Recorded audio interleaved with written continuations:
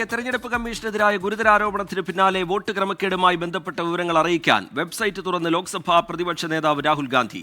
Vote ചോരി എന്ന പേരിലാണ് പുതിയ വെബ്സൈറ്റിലൂടെ പിന്തുണ നൽകാൻ രാഹുൽ ഗാന്ധി ജനങ്ങളോട് അഭ്യർത്ഥിച്ചു.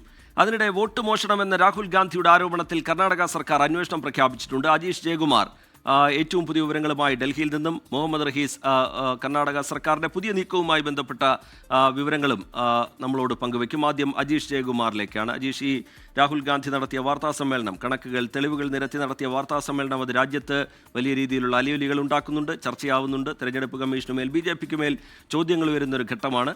രാഹുൽ, ആ മിഷൻ അവിടെ അവസാനിപ്പിക്കുന്നില്ല. പൊതുജനങ്ങളുടെ കൂടി പങ്കാളിത്തത്തോടുകൂടി ആ മിഷൻ മുന്നോട്ട് കൊണ്ടുപോകാനുള്ള നീക്കം അതിന്റെ ഭാഗമായി വെബ്സൈറ്റ് പുറത്തിറക്കുന്നു. എന്താണ് പുതിയ വിവരങ്ങൾ, അജീഷ് ജയകുമാർ?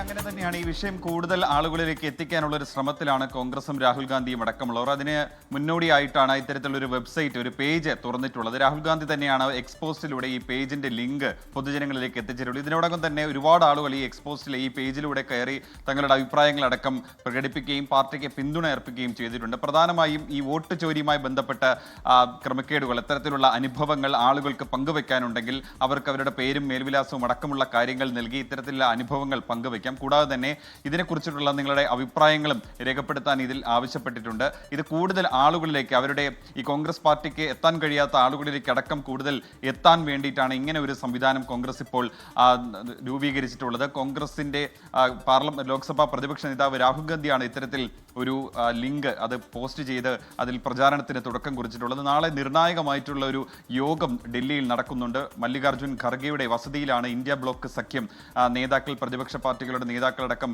ഈ വൈകിട്ട് 4:30 യോഗത്തിൽ ചേർന്നു. അതിന് മുന്നോടിയായിട്ട് രാവിലെ ഇലക്ഷൻ കമ്മീഷന്റെ ഓഫീസിലേക്ക് ഒരു വലിയ മാർച്ച് സംഘടിപ്പിക്കുന്നുണ്ട്. 300 MPമാരെ പങ്കെടുപ്പിച്ചുകൊണ്ടുള്ള, പ്രതിപക്ഷ പാർട്ടികളുടെ MPമാരെ പങ്കെടുപ്പിച്ചുകൊണ്ടുള്ള ഒരു വലിയ മാർച്ചാണ്. അത് നേരത്തെ തന്നെ തീരുമാനിച്ചതാണ്. ഈ വോട്ട് ചോരിയുമായി ബന്ധപ്പെട്ട് ഈ മഹാരാഷ്ട്രയിലും ഹരിയാനയിലും കർണാടകയിലും അടക്കം വലിയ ക്രമക്കേടുകൾ നടന്നുവെന്നായിരുന്നു കോൺഗ്രസും രാഹുൽ ഗാന്ധിയും അടക്കമുള്ളവർ ആരോപിച്ചുകൊണ്ടിരുന്നത്. കർണാടകയിലെ ഒരു മണ്ഡലത്തിലെ ക്രമക്കേടുമായി ബന്ധപ്പെട്ട് തെളിവുകൾ രാഹുൽ ഗാന്ധി പുറത്തുവിട്ടിരുന്നു. അതിന് പിന്നാലെയാണ് തെരഞ്ഞെടുപ്പ് കമ്മീഷൻ BJPക്ക് അനുകൂലമായിട്ട് നിൽക്കുന്നു എന്ന് ആരോപിച്ചുകൊണ്ട് രംഗത്തെത്തുകയും ഇതിനെതിരെ വലിയ സമര പോരാട്ടങ്ങൾക്ക് തുടക്കം കുറിക്കുകയും ചെയ്തു. എന്തായാലും നിയമപരമായിട്ട് ഇപ്പോൾ കർണാടകയിൽ മാത്രമാണ്, അല്ലാതെ മറ്റു കോടതികളിലൊന്നും കേസുമായി പോകേണ്ട എന്നാണ് കോൺഗ്രസിന്റെ തീരുമാനം. പക്ഷേ രാഷ്ട്രീയമായി ഈ വിഷയം കൂടുതൽ ആളുകളിലേക്ക് എത്തിക്കാൻ ഗുരുതരമായ ആരോപണം ഉയർന്നിട്ടും തെളിവുകൾ നിരത്തി അത് മാധ്യമങ്ങൾക്ക് മുമ്പിൽ രാഹുൽ ഗാന്ധി വിശദീകരിച്ചിട്ടും അതിൽ തെരഞ്ഞെടുപ്പ് കമ്മീഷന്റെ ഭാഗത്തുനിന്ന് കൂടുതലായി വിശദീകരണങ്ങൾ ഉണ്ടാവുന്നില്ല. തെളിവുകൾ കമ്മീഷന് മുന്നിൽ ഹാജരാക്കട്ടെ, പരാതി നൽകട്ടെ എന്നുള്ളതൊക്കെയാണ് കമ്മീഷൻ ഈ ഘട്ടത്തിൽ സ്വീകരിക്കുന്ന നിലപാട്. അതിന് കോൺഗ്രസ് മറുപടിയും പറയുന്നുണ്ട്.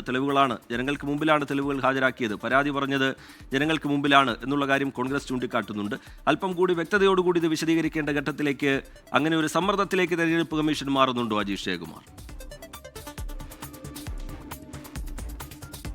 ഉറപ്പായിട്ടും അങ്ങനെ തന്നെയാണ്. കാരണം ഈ വിഷയം രാഹുൽ ഗാന്ധി പുറത്തുവിട്ടതിന് പിന്നാലെ കേന്ദ്ര തെരഞ്ഞെടുപ്പ് കമ്മീഷൻ ഈ രാഹുൽ ഗാന്ധിക്ക് കർണാടക ചീഫ് ഇലക്ടറൽ ഓഫീസർ അയച്ച ഒരു നോട്ടീസ് പങ്കുവെച്ചുകൊണ്ടാണ് ഒരു മറുപടി നൽകിയത്. അതിൽ അവർ എന്താണ് ഈ തെളിവുകൾക്ക് ആധാരം, അല്ലെങ്കിൽ ഈ തെളിവുകൾക്ക് ഇതെല്ലാം തെറ്റാണെന്ന് പറയുന്നുണ്ടെങ്കിലും എങ്ങനെയാണ് ഇത് തെറ്റാകുന്നൊന്നും വിശദീകരിക്കുന്നില്ല. പകരം ഈ പുറത്തുവിട്ട കാര്യങ്ങളെല്ലാം തെറ്റാണ്, അത് ഫാക്ച്വലി അത് എററാണെന്ന് മാത്രമാണ് അവർ പറയുന്നത്. മാത്രമല്ല, എന്തെങ്കിലും തരത്തിൽ തെളിവുകൾ കയ്യിലുണ്ടെങ്കിൽ തെരഞ്ഞെടുപ്പ് കമ്മീഷനെ ഏൽപ്പിക്കാനും പറയുന്നുണ്ട്. അതിനപ്പുറം ഒരു വിശദീകരണം തെരഞ്ഞെടുപ്പ് കമ്മീഷന്റെ ഭാഗത്ത് നിന്ന് ഇതുവരെ ഉണ്ടായിട്ടില്ല. കേന്ദ്ര തെരഞ്ഞെടുപ്പ് കമ്മീഷനെതിരെ നേരത്തെ തന്നെ ഈ ലോക്സഭാ തെരഞ്ഞെടുപ്പിന് പിന്നാലെ അതിന് 5 മാസങ്ങൾക്ക് ശേഷം മഹാരാഷ്ട്ര തെരഞ്ഞെടുപ്പ് ഉണ്ടായിരുന്നു, ഹരിയാന തെരഞ്ഞെടുപ്പ് ഉണ്ടായിരുന്നു. അതിനുശേഷമാണ് രാഹുൽ ഗാന്ധി നേരിട്ട് ഒരു ഏറ്റുമുട്ടലിന് ഒരുങ്ങുന്നത്. മഹാരാഷ്ട്ര തെരഞ്ഞെടുപ്പിൽ വലിയ ക്രമക്കേടുകൾ, ഏതാണ്ട് 40 ലക്ഷത്തിലധികം വോട്ടുകൾ 5 മാസത്തിനുള്ളിൽ കൂട്ടിച്ചേർത്തു അടക്കമുള്ള ആരോപണങ്ങൾ നേരത്തെ തന്നെ ഉന്നയിച്ചിരുന്നു. പക്ഷേ അതിലൊന്നും ഇലക്ഷൻ കമ്മീഷൻ ഒരു മറുപടി നൽകിയില്ല. പ്രധാനമായും രാഹുൽ ഗാന്ധി ചോദിച്ചത് ഈ ഡോക്യുമെന്റ്സ്, അതായത് ഈ വോട്ടർ പട്ടികയുടെ ഡിജിറ്റൽ രേഖകൾ, ഇലക്ട്രോണിക് വോട്ടിംഗ് ഡേറ്റകൾ നൽകണമെന്നാണ് ആവശ്യപ്പെട്ടത്.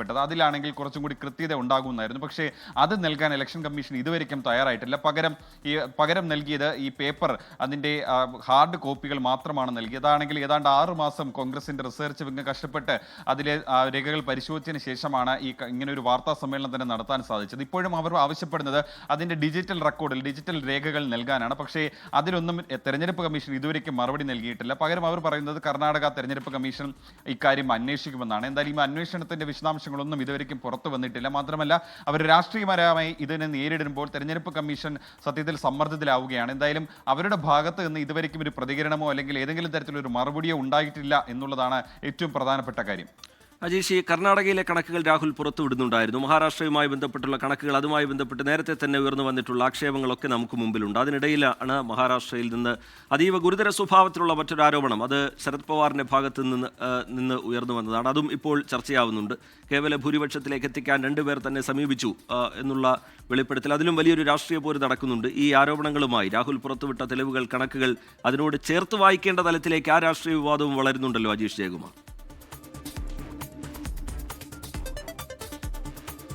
തീർച്ചയായും റിജിത്ത്, പ്രധാനപ്പെട്ട ഒരു ആരോപണം തന്നെയാണ് ശരത് പവാറിന്റെ ഭാഗത്ത് നിന്നുണ്ടായത്. എന്തായാലും കാര്യങ്ങളിലൊക്കെ ഇനി രാഷ്ട്രീയപരമായിട്ട് എന്തൊക്കെ മറുപടി BJP നൽകുമെന്നുള്ളതാണ് ഏവരും ഉറ്റുനോക്കുന്നത്. കാരണം ഇതുവരെ ഈ രാഹുൽ ഗാന്ധി പുറത്തുവിട്ട ഈ തെളിവുകളോട്, അല്ലെങ്കിൽ ഈ പുറത്തുവിട്ട ഈ കണക്കുകളോട് ഇതുവരെയ്ക്കും BJP രേഖകൾ നിരത്തി പ്രതിരോധിക്കാൻ കഴിഞ്ഞിട്ടില്ല. അവർ പറയുന്നത് ഇത് രാഹുൽ ഗാന്ധി, കോൺഗ്രസ് തോൽക്കുന്ന മണ്ഡലങ്ങളിൽ മാത്രമാണ് അത് ഈ തെരഞ്ഞെടുപ്പ് ക്രമക്കേട് ആരോപിക്കുന്നത്, അല്ലാത്ത മണ്ഡലങ്ങളിലെല്ലാം അത് ശരിയായിട്ട് രീതിയിലാണ് നടക്കുന്നത് എന്നുള്ളൊരു മറുപടിയാണ് BJPയുടെ ഭാഗത്തു നിന്ന് കിട്ടുന്നത്. പക്ഷേ തെരഞ്ഞെടുപ്പ് കമ്മീഷനും മറ്റ് മറുപടികളോ വിശദീകരണങ്ങളോ ഒന്നും ഈ ഘട്ടത്തിൽ ഇതുവരെ നൽകുന്നില്ല. എന്തായാലും വൈകാതെ, അല്ലെങ്കിൽ വരും ദിവസങ്ങളിൽ എന്തായാലും ഇത് രാഷ്ട്രീയപരമായിട്ട് വലിയ രീതിയിൽ ചൂട് പിടിക്കുമെന്ന കാര്യത്തിൽ ഒരു തർക്കവുമില്ല.